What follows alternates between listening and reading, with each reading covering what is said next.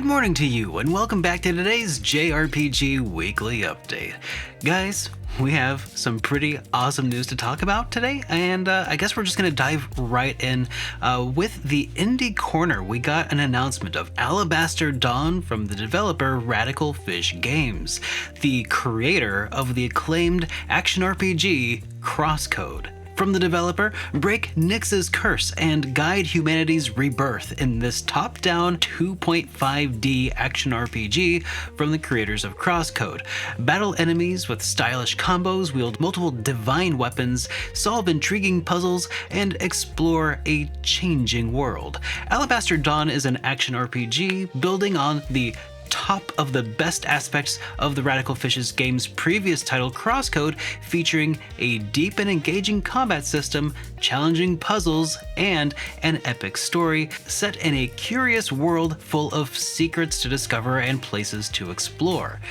Obviously, this news has got a lot of people very excited because, like I said, Crosscode is an indie RPG that really has a reputation that, precedes itself.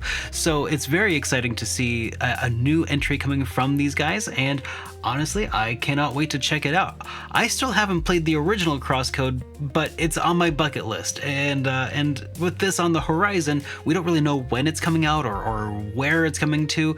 Right now it's just on Steam, but the release date is TBA, so maybe I should start diving into Crosscode so I can, it doesn't seem like the stories are going to be connected, but I just want to, see where they've come from, right?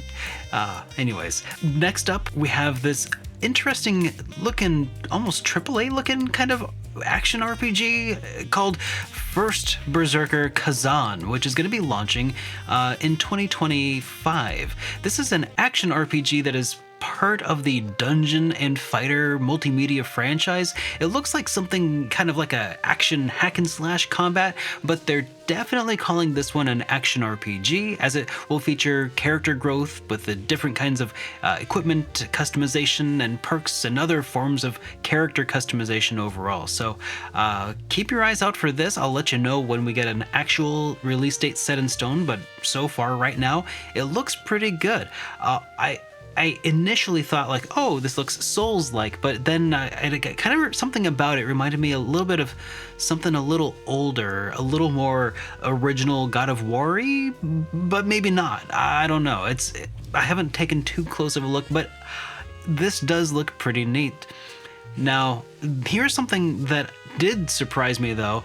That time I got reincarnated as a slime, Isekai Chronicle is out right now as of today, and it's strange because I honestly didn't hear very much about this game from Bandai. It just kind of slipped under my radar, and now it's out. So I don't think Bandai really did any marketing for this one, so if you're into the anime series, you might want to give this one a look. Yeah, go check it out because it's out now apparently.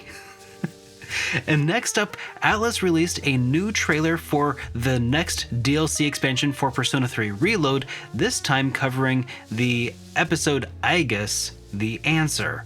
While I personally wasn't a huge fan of the expansion, this epilogue chapter on the PlayStation 2, I do hope that maybe this remake can address some of my criticisms from before and hopefully make it a more overall enjoyable experience for everyone. You still have about a month before it comes out. It's coming out September 10 of this year, so make sure you get ready for that.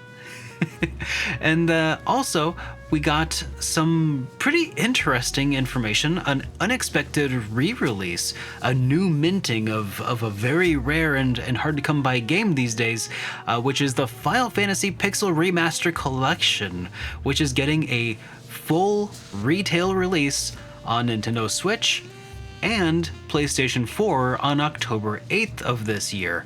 I really was not expecting that. So yeah, if you missed the midnight launch of the Square Enix websites a couple of years ago now, I feel like, if you held off on getting the Play Asia physical release with the English localization option, well, you're patience may soon pay off, because what they're doing is they're calling this an anniversary edition that's coming with an updated cover that will differentiate it from the original release, and it's also going to come with a sticker sheet.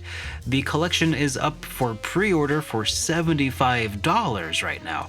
I'll go ahead and drop my Amazon and PlayAsia affiliate links if you want to pick it up and support the channel, or want to get it from PlayAsia and not really have to wait. But the PlayStation 4 version is going to be exclusive to this upcoming launch. Otherwise, the PlayAsia and original launch version, I think, was just for the Nintendo Switch. Now, moving on to a little bit of SuperDerek news. It's been kind of a quiet week from me because I kind of got knocked on my butt by a cold all week. I'm finally starting to feel quite a bit better, and I hope that I'll be back to normal releases soon.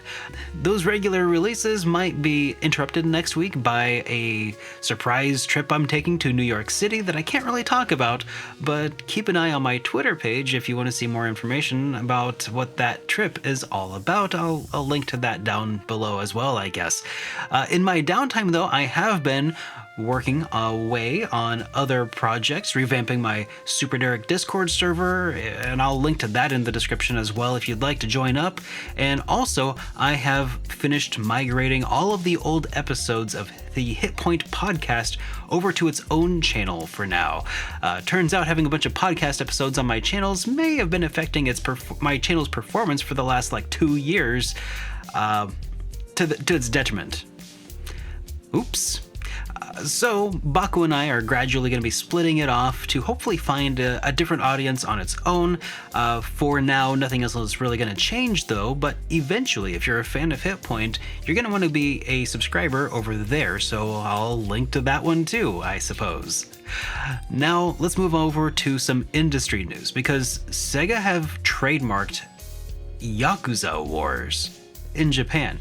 Now, this might be related to the Yakuza series, which now calls itself Like a Dragon here in the United States, which is more in line with what they called it in Japan in the first place, Ryuga Gotoku.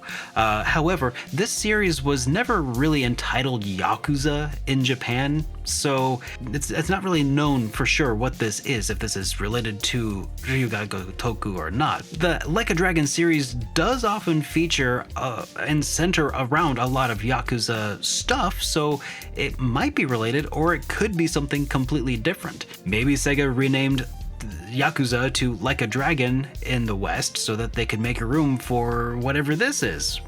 I don't know, but nothing has been announced. So hype responsibly, and I'll let you know more as soon as we learn more. In a similar vein, of speaking of things we don't know much about, Monolith Soft's first production team is hiring for a new RPG. Takahashi, who will be the executive director of the title, said that while they could not go into further detail, the new RPG is, quote, taking on more new challenges compared to previous Monolith Soft titles.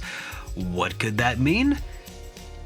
Maybe it just means that it's going to be on a much more powerful system, so now they need, a different set of skills.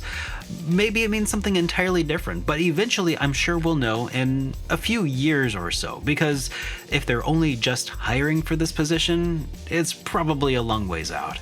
But anyways, I think that about covers everything that I had to cover today, so I hope you had a great week, better than mine at least, and I hope to see you guys in the next episode, and I'll see you in the next one. Have a great day, everyone.